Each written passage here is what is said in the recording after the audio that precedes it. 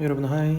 2014학년도 9월 모평 B형 34번에서 37번 축제된 임춘의 국순전 시작하고 갈게요. 자, 코멘트 갑니다. 지금 이 작품이 낯설으셨다면 죽는다. 우리 함께 3월부터 하셨던 분들은 특히. 자, 공교롭게도 우리 2020학년도 수특 연계 작품입니다. 가전체가 하나 나왔고 국순전이 나왔었죠. 가전체입니다. 가전체 여기 잠깐 해놓은 거 보면은 가전인데, 일단 우리 뭐 이렇게 얘기했었죠. 소설 문학이 지금 서사 문학의 메인 작품이라고 보면 되는데, 그 전에도 서사 문학의 전신이라고 할 만한 게 있긴 있었죠. 뭐 민담, 그리고 신화, 그다음 전설 이런 거 있었잖아. 이제 그걸 뿌리 삼아 소설 문학이 발달하게 되는데, 고려시대에 그 중간 단계라고 볼 수 있는 소설까지는 그리 다채롭지 않고 설화보다는 그래도 서사 구조를 갖추고 있는 양식이 등장했어요. 그게 가전체와 폐관문학 뭐 이렇게 얘기를 했었죠. 그래서 가전의 뜻을 파악해 보면은, 일단 전이라는 거는 누구 전 하는 거, 이제 인물의 행적을 기록하는 양식인데, 가전입니다. 이게 거짓 가짜거든요. 그래서 거짓의 전이 뭐냐 그러면, 사물을 의인화해서 교훈을 전달하는 식의 양식입니다. 그래서 가전체의 형식은 이렇게 되어 있죠. 그래서 인물의 행적 말고 출생, 내력 다음에 그 다음 벼슬길에서의 행적, 그 다음 거기에 대한 사신의 평가, 긍정 혹은 부정이겠죠. 자, 이런 식의 전개 방식이 이루어지는 게 가전체 문학의 특징입니다. 넘어갈게. 그래서 여러분들이 지금까지 풀어오셨던 일반 소설이랑은 서술자 말투와 전개 방식이 조금 생소하게 느껴지셨을 겁니다. 연계가 아니었다면요, 더더욱. 갈래 양식에 대한 사전 이해가 좀 도움이 되고요. 방금 내가 했던 이야기들 좀 어디 써놔주시는 것도 좋습니다. 가전체가 이번 수능에 안 나올 거라고는 확신할 수 없으니까요. 서사의 흐름, 그리고 인물의 평가에 대한 평가가 중요합니다. 마지막에 사신이 평가해주는 것뿐만 아니라 그 중간중간 성장 과정에서도, 그 다음에 인물, 우리 국순의 행적에 대해서도 계속 중간중간 인물이 평가를 하거든요. 그 평가가 어떠한 평가인지 파악하시는 게 중요할 거고, 문제 난이도 자체는 평이합니다. 생소함만 극복하셨다면, 지문의 생소함만 극복하셨다면 어려운 거 없으셨을 것 같아요. 자, 가볼게. 그리고 뭘 의인화한 거죠? 우리 국순전은 술입니다. 물론 술을 의인화해서 긍정적인 평가를 드러낸 국선생전이라는 가전체 양식도 있습니다. 자, 바로 들어가 본다. 국순의 자는 좌우다. 그 조상은 농서 출신이다. 90대 선조였던 모가 후직을 도와 백성들을 먹여 공이 있었다. 잡아줄 게 없죠? 그래, 뭐도 잡아줄까요? 내게 밀과 보리를 주라고 한 것이 그것이다. 모가 처음에는 숨어 배설하지 않고 말하기를 나는 반드시 밭을 갈아 먹으리라 하며 밭리랑에서 살았다. 임금이 그의 자손이 있다는 말을 듣고 수레를 보내 부르며 각 고을에 명하여 후한 예물을 보내라 하고 신하를 시켜 친히 그 집에 찾아가도록 해 결국 절구와 절구공이 사이에서 귀천없는 교분을 맺고 자신을 덮어주고 세상과 더불어 화합하게 되었다. 그러했대요. 여기까지는 순의 내력을 제시한 부분이었다고 해야 되겠다.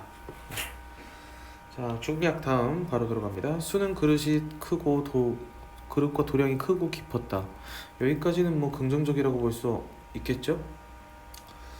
출렁대고 넘실거림이 만경창파 같았으며 맑게 하려 해도 더는 맑아질 수 없었고 뒤흔든데도 흐려지지 않았다. 우리 약간 그 동동주의 성격이죠?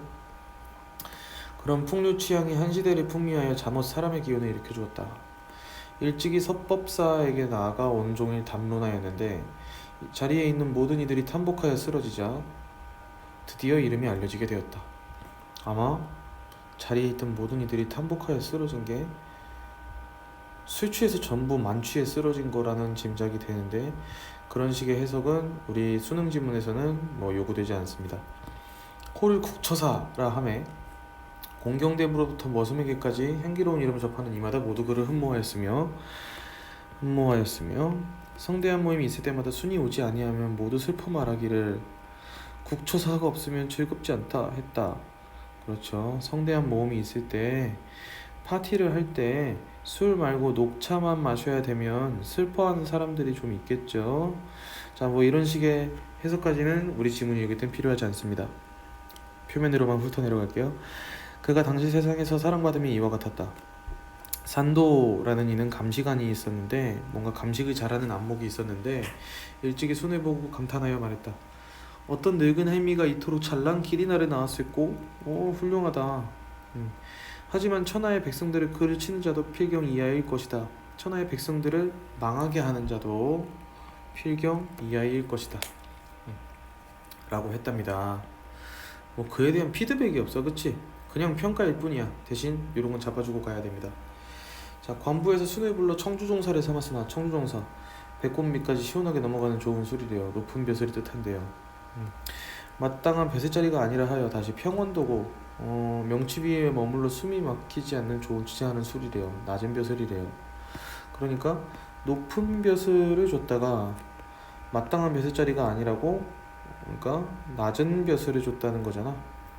얼마고 탄식하기를 내가 이 얼마 되지 않는 녹봉을 받고 이따위 시골 아이들에게 허리를 굽힐 수 없다. 내 마땅히 술장과 술상 사이에 고추 서서 담론하리라. 아니 내가 여기 이 위치에 있을 사람이 아닌데 말이야 라는 자뻑이죠. 자, 그 무렵 관상을 잘 보는 이가 있어 말했다. 그대의 얼굴엔 불그스레한 기운이 감돌고 있어. 술 먹으면 빨개지잖아요. 뒤에서 반드시 귀하게 되어 높은 벼슬을 얻게 될 것이니 마땅히 좋은 자리를 기다렸다가 벼슬에 나아가시오 했고, 네, 그렇습니다. 또 평가였네요. 진후주 때 임금이 그의 그릇을 남다르게 여겨 장차 크게 쓸 뜻이 있다 하여 광록대부 예빈경의 자리로 옮겨줬고 공회자귀에 오르게 했다. 그리고 무릇 군신의 회의에는 임금이 꼭 순으로 참여케 하니 그 나아가고 물러남과 수작이 거슬림이 없어 뜻에 딱 들어맞았다. 자, 이제 임금의 측근이 됐네요. 그리고 공의 자리는 그런 겁니다. 되게 높은 벼슬이에요. 자, 아무튼 권세를 얻은 겁니다. 순이 권세를 얻게 되자 어진이와 사귀고 손님을 접대하며도 종묘에 받드는 일 등을 앞장서서 맡아 주관하였다. 그렇죠. 어진이끼리 만날 때는 술이 항상 있고요. 손님 대접할 때 술이 항상 있고요. 그 다음 제사에는 제사상에 술이 항상 있죠. 뭐 이런 식의 해석은 우리는 문제 풀 때 필요 없고요. 표면으로만 훑어주세요. 임금이 밤에 잔치를 열 때도 오직 그와 궁인만이 곁에서 모일 수 있었을 뿐 아무리 임금과 가까운 신하여도 참여할 수 없었다. 임금이 혼술을 했다는 거죠. 이후로 임금은 곤드레만들이 취하여 정사를 패하게 하였다. 아이고 저런. 그러나 순은 입을 굳게 다문 채 그 앞에서 간언할 줄 몰랐다. 자, 그럼 돼 안 돼? 간언은 여러분 해야 되는 겁니다. 자, 지금부터 순의 부정적인 모습이 펼쳐지죠. 그리하여 예법을 지키는 선비들은 그를 마치 원수처럼 미워하게 되었다. 그러나 임금은 매양 그를 감싸고 놀았다. 임금이 알코올 중독이다 라는 식의 이야기를 할 수 있겠네요. 순은 또 돈을 걷어들여 제사 모으기를 좋아하므로 사람들이 그를 천하게 여겼다. 임금이 묻기를 경은 무슨 버릇이 있소? 순이 대답하기를 신은 돈을 좋아하는 습성이 있나이다. 버릇을 물어봤는데 돈을 좋아하는. 임금이 크게 웃고 그에게 더 많은 관심을 기울이게 되었다. 사실 이 임금에게 답은 중요하지 않았어요. 무엇을 좋아한다 해도 크게 웃고 관심을 기울이게 됐을 겁니다. 이미 알코올 홀릭이거든요. 한 번은 조정에 들어가 임금 옆에 마주대하고 아뢰었는데 순이 본뒤 입에서 나는 냄새가 있었고 술 냄새겠죠?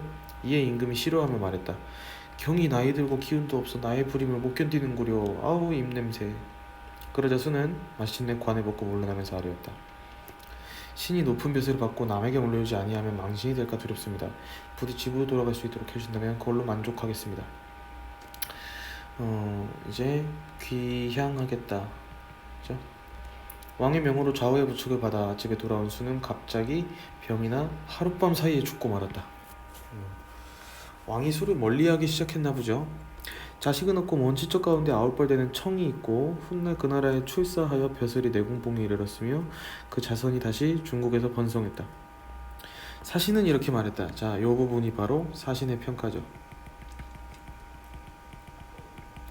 국시의 조상이 백성에게 공로가 있고 청백한 기상을 자손에게 물려주었다. 울창주는 주나라에서 칭송이 하늘에 닿을 듯 했으니 감히 그 조상의 기풍이 있다 하겠다. 순이 가난한 집안에서 자라나 높은 벼슬에 오르는 영광을 얻게 되어 술단지와 술상 사이에 서서 담론하게 되었다. 그러나 자, 결국 평가가 제대로 이루어지는 건 요 부분이죠. 그리고 부정적인 평가로 마무리가 됩니다. 옳고 그름을 변론하지 못하고 왕실이 어지러워져 붙들지 못하여 마침내 천하의 웃음거리가 되었으니 산도의 말에 좋게 믿을만하다. 산도가 누구시죠? 기억 안 나시겠지만 아까 감시관이 있었죠. 그래서 백성들을 그르치는 자도 필경 이하일 것이다 라는 이 산도의 평가가 그대로 되었다. 그러니까 산도의 말을 좋게 믿을만하다 라고 평가한 거죠. 네, 여기까지 아는 정보들이었을 거고요. 그 다음에 방금 내가 가전체식의 해석들을 하면서도 여기까지는 할 필요 없다고 얘기한 부분들이 있었을 겁니다. 이게 사물을 의인화해서 교훈을 주려고 작정하는 양식이다 보니까 이제 그런 식의 해석이 요구될 때가 있는데 그 부분이 평가원 선지에는 나오진 않죠. 가전체의 특징이구나라고 잡아주시면 되고 내신을 하셨다면 아마 그런 걸 활용하는 문제들이 나왔을 겁니다. 자, 윗글에 대한 설명으로 적절한 거 바로 들어갑니다. 1번부터 서술자가 자신의 체험을 서술하고 있다. 그러면 나가 나와야 되죠? 아니다. 2번 인물 간의 대화를 통해 시공간적 배경이 드러나고 있다. 인물들 하나하나가 지금 발화죠, 발화. 지금 무언가 이야기하고 거기에 대한 대화가 오고 가는 부분을 확인할 수는 없어요. 여기 있네요. 무슨 버릇이 있어? 돈을 좋아하는 습성이 있답니다.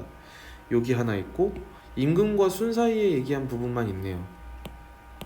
그 부분 말고는 없어. 그리고 시대적 배경을 판단할 수 있는 부분도 인물 간의 대화를 통해 드러나지 않죠. 자, 3번 예화를 열거하는 방식으로 성격을 나타내고 있다. 뭐 전체적으로 그렇죠. 순의 행적을 이야기하는 부분들, 그리고 거기서 어떤 일을 해서 사람들이 어떤 평가를 내렸는지에 대해서 긍정적이고 부정적인 모습이 드러나고 있죠.